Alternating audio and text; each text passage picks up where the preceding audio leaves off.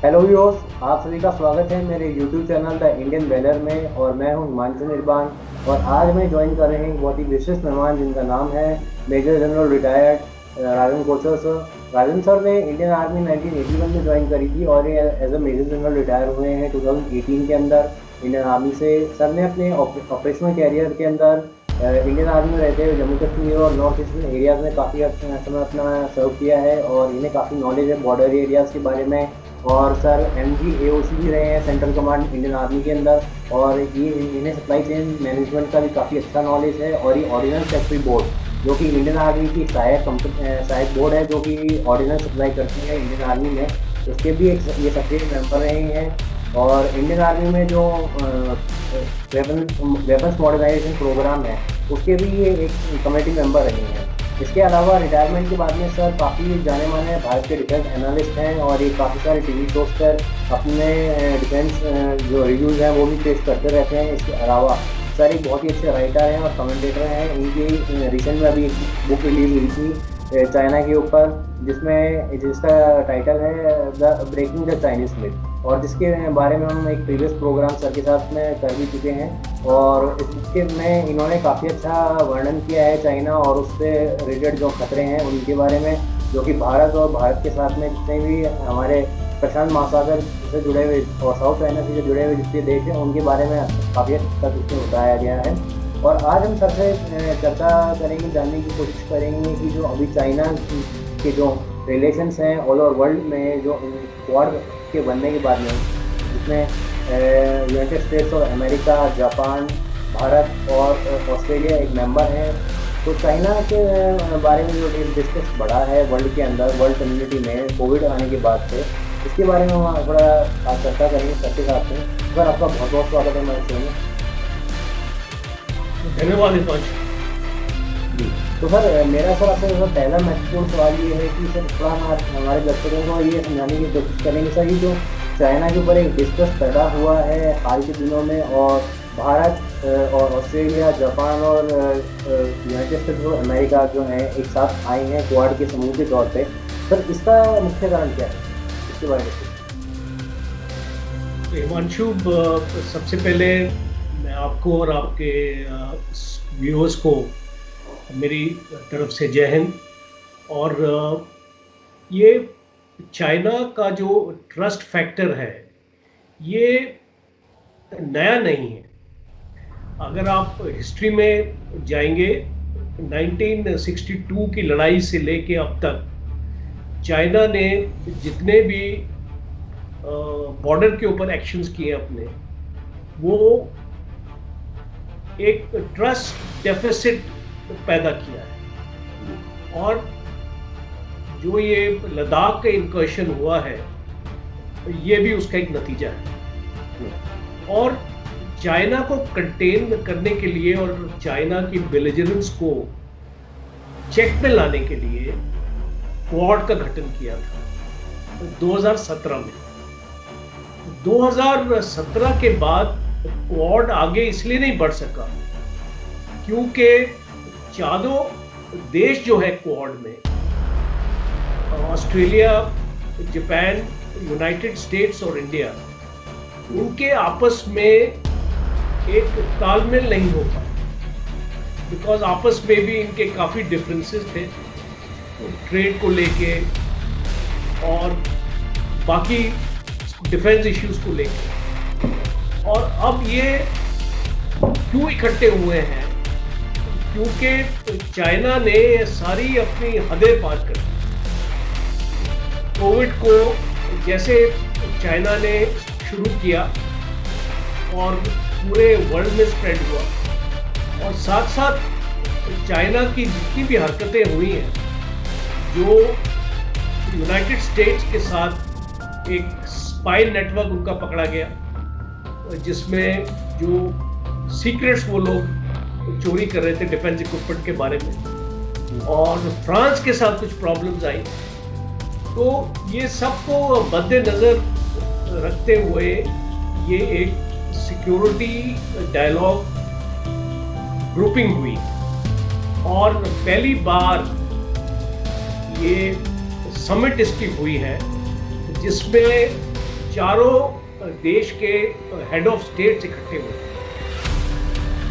Quad एक ultimately गठन इसलिए है, वो एक चाइना से बेहतर इकोनॉमिक मॉडल अपना सामने पेश करना चाहता है।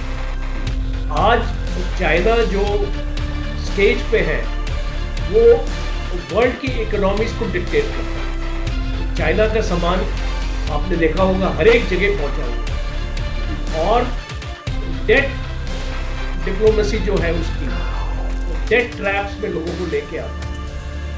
और सीपैक का भी यही हाल है पाकिस्तान में। तो एक इकोनॉमिक मॉडल अल्टीमेटली आएगा, पर वो इकोनॉमिक मॉडल को एक उसके अंजाम तक पहुंचने के लिए उससे पहले एक मिलिट्री मॉडल आना चाहिए, एक पॉलिटिकल मॉडल आना चाहिए। और मिलिट्री मॉडल में जो एरियाज हैं जहां पे क्वाड अपना काम कर सकता है, वो है intelligence sharing, exchange of technology, logistics के ऊपर, कम्युनिकेशन के प्रोटोकॉल्स के ऊपर, और परसेप्शन मैनेजमेंट के ऊपर।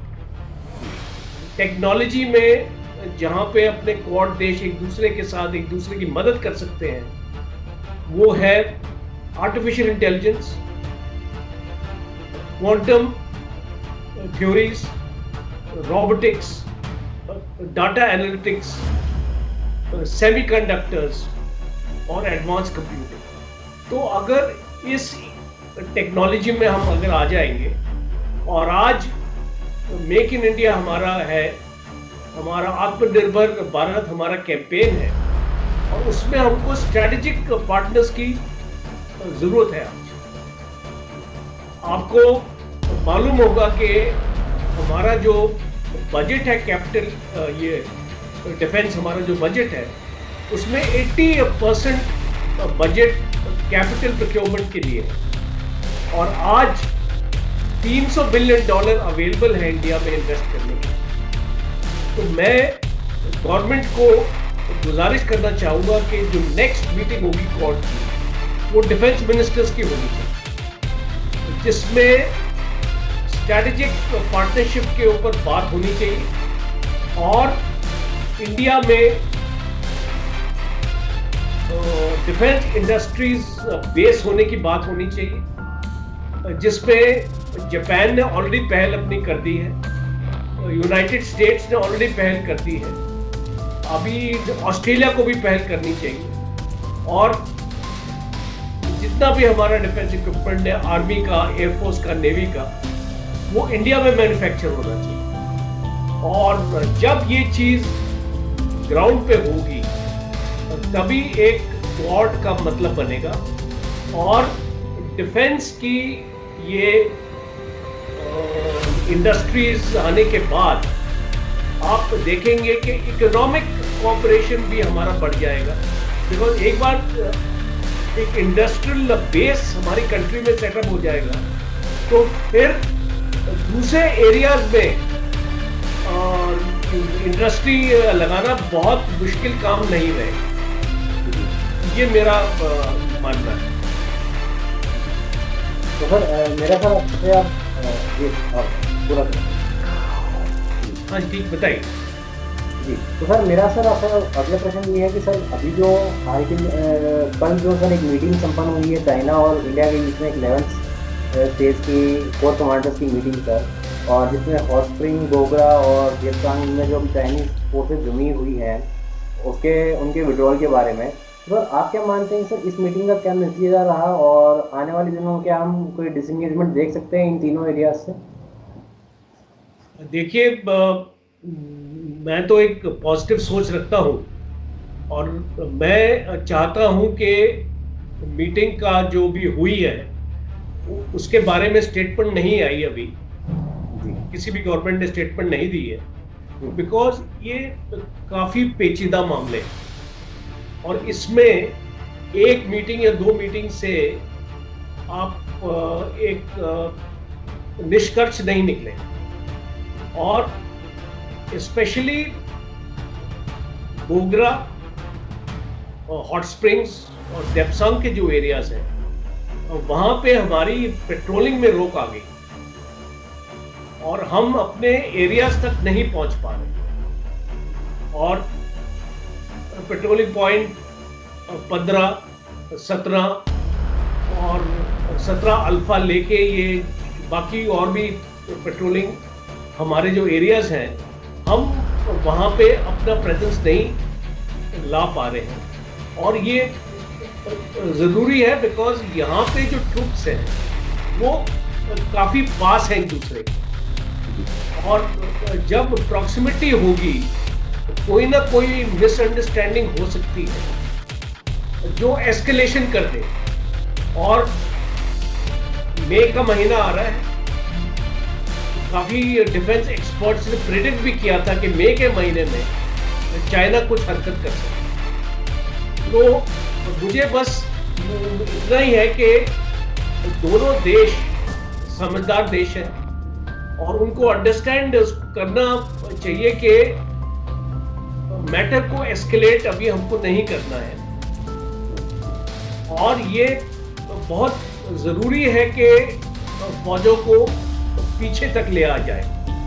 जैसे कि हमने पैगोंगशू में देखा है कि डिसएंगेजमेंट हुई है और फौज पीछे चली गई है।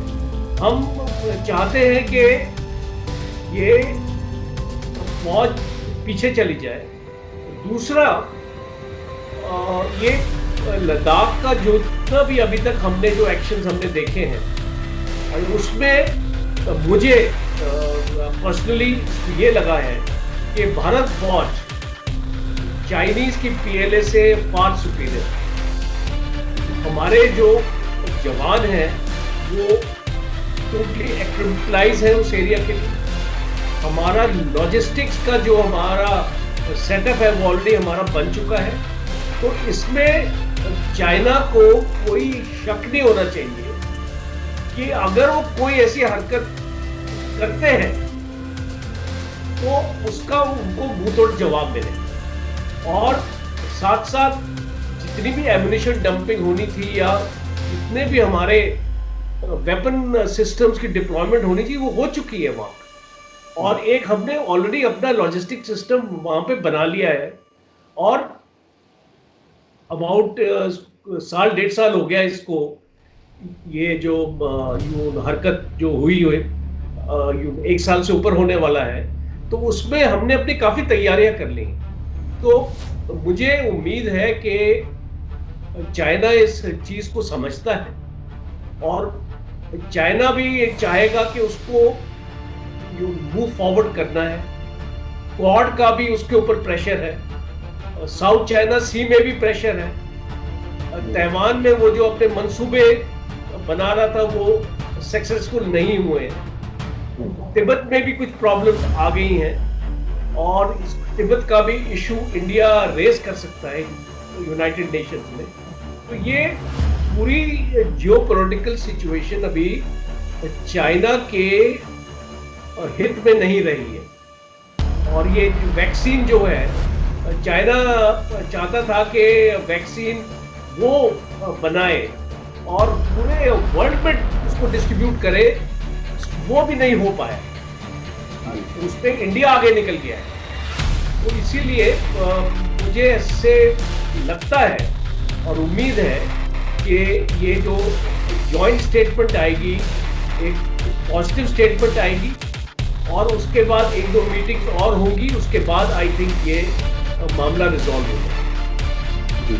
तो सर आप क्या मानते हैं सर, अभी जो चाइना ने हाल के दिनों में एक प्रीलॉजिकल वॉरफेयर जिसको हम बोलते हैं साइबर वॉरफेयर की शुरुआत करी है भारत के अंदर, और अभी ऐसी एक रिपोर्ट भी आई थी कि चाइना ने साइबर अटैक्स करके मुंबई में उसके पावर ग्रिड में एक फेलियर पैदा कर दिया था, जिससे मुंबई की में बिजली गुल रही काफ़ी और पानी सप्लाई, हॉस्पिटल्स और काफ़ी बन रहे।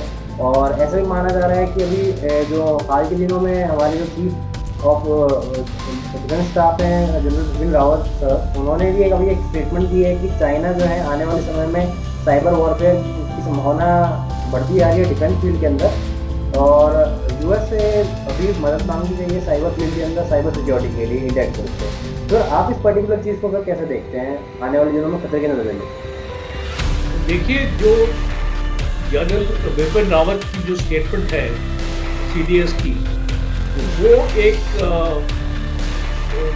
एक्नॉलेजमेंट है हमारे देश के लिए और पूरे वर्ल्ड के लिए कि आज चाइना का जो टेक्नोलॉजिकल लेवल है और ख़ास तौर पे साइबर के क्षेत्र में वो बहुत आगे है। चाइना ने अपना जो साइबर के ऊपर काम 10 साल पहले शुरू कर दिया, बिकॉज चाइना ने अपना समझ लिया था कि आगे की वॉरफेयर टेक्नोलॉजी से ही लड़ी जाए और चाइना के पास कैपेबिलिटी है आज कि वो हमारे सिस्टम्स को जैम कर सके और हमारे मिलिट्री के अलावा हमारा जितना भी एनर्जी सिस्टम्स है, हमारे कम्युनिकेशन सिस्टम्स है, हमारा जो ट्रैवल सिस्टम्स है, हमारी रेलवेज है, हमारा बैंकिंग सिस्टम है, ये सारे सिस्टम उनके दायरे में आते हैं और इसीलिए हमको अपनी काबिलियत अपनी पूरी करनी है। अभी साइबर वॉरफेयर एक 5th डायमेंशन वॉरफेयर हो गया। हमने सुना है लैंड, सी, एयर और स्पेस, और 5वां अभी जो वॉरफेयर हमारे सामने है वो है साइबर वॉर। और इसके लिए हमारी क्या तैयारी है? डिफेंस साइबर एजेंसी हमने ऑलरेडी बना ली है, जिसमें तीनों सर्विसेज के, आर्मी, एयरफोर्स और नेवी के रिसोर्सेज हम उसमें पूल करेंगे। पर हमको इसके एक स्टेप और जाना है। डिफेंस साइबर कमांड आनी चाहिए, जैसे कि यूनाइटेड स्टेट्स में है, और वो बहुत ज़रूरी है। और उसके साथ सिविल इंटरफेस होना जरूरी है, बिकॉज साइबर वॉरफेयर मिलिट्री तक सीमित नहीं है, उस पर बाकी सिस्टम्स भी इन्वॉल्व होंगे। तो इसीलिए हमारी जो सिविल के साथ इसका हमारा जो तालमेल इसका होना चाहिए। और मैं आपको चाइना की कैपेबिलिटीज़ के बारे में आगे आपको मैं कर दूं स्टैटिस्टिक्स के साथ। तो पिछले 3 साल में चाइना ने 108 बड़े साइबर अटैक्स किए हैं, और जो 2 कंट्रीज मैक्सिमम टारगेट हुई हैं वो हुई है यूनाइटेड स्टेट्स और इंडिया। और FBI की मोस्ट वांटेड लिस्ट में 18 चाइनीज साइबर क्रिमिनल्स का नाम है। और ये जो यूएस का जो बेहतरीन फाइटर प्लेन है F-35, ये जो 5th जनरेशन स्टेल्थ एयरक्राफ्ट है और आज वर्ल्ड में सबसे अच्छा एयरक्राफ्ट है, ये जो इसकी टेक्नोलॉजी भी चाइना ने कोशिश करी है चोरी करने। तो ये हम सब लोगों का कंसर्न रहेगा, बिकॉज जो देश आज साइबर के ऊपर काबू कर सकेगा वो एक असिमेट्रिक वॉरफेयर भी कर सकता है। लड़ाई करने से पहले ही आपकी लड़ाई खत्म हो जाएगी। ये काबिलियत है साइबर टेक्नोलॉजी में, और जिसमें आर्टिफिशियल इंटेलिजेंस एक बहुत इंपॉर्टेंट रोल प्ले करता है। और मैं अपने आपके चैनल के माध्यम से अपने जो यूथ है हमारे कंट्री के, हमारे जो साइबर वॉरियर्स हैं, मैं उनको एक रिक्वेस्ट करना चाहता हूं कि आप सामने आए, फौज के साथ हाथ मिलाएं, और जो आपकी इंटेलिजेंस है और जो आपकी नॉलेज है और जो आपकी कैपेबिलिटी है वो शेयर करें, और हम ऐसे प्रोग्राम बनाएं जिससे हम ऐसे फायरवॉल्स क्रिएट कर सकें और हम ऐसी रिसोर्सेज क्रिएट कर सके हमारी फौज में कि अगर चाइना का कोई भी साइबर अटैक सक्सेसफुल भी हो जाए तो हम मिनटों में उसको खत्म कर सकते हैं। हम अपने जो सिस्टम्स को वापस उसी स्टेट पे लाए विद इन मिनट्स, ये कैपेबिलिटी हमें आनी चाहिए। और दूसरा, मैं गवर्नमेंट को भी रिक्वेस्ट करना चाहूंगा कि जितने भी बजट्स आप लोगों ने सैंक्शन किए हैं उसमें साइबर सिक्योरिटी के लिए एक डेडिकेटेड बजट रखें, जिससे हम दूसरे देशों से भी टेक्नोलॉजी ला सकें। जैसे कि यूनाइटेड स्टेट्स बहुत एडवांस्ड है इसमें, तो हम यूनाइटेड स्टेट्स की मदद ले सकते हैं। और हमारे पास ऑलरेडी एग्रीमेंट है, एक स्ट्रेटेजिक एग्रीमेंट है कॉम-कोसा करके यूनाइटेड स्टेट्स के साथ। उस स्ट्रेटेजिक एग्रीमेंट के तहत हम यूनाइटेड स्टेट्स से ट्रांसफर ऑफ टेक्नोलॉजी करें और अपना जो साइबर, अपनी जो सिक्योरिटी है उसको बेहतर करें। तो सर, मैं आप थोड़ा सा हमारे दर्शकों को ये बताना चाहूँगा कि जो चाइना की जो साइबर कमांड है उसके पास में टोटल 3 लाख हैकर्स की फौज है, जो कि दिन रात उसका काम ही यही है कि जो चाइना के अंदर आने वाली ईमेल्स या मैसेजेस उनको फिल्टर करके ही चाइना के अंदर भेजा जाता है।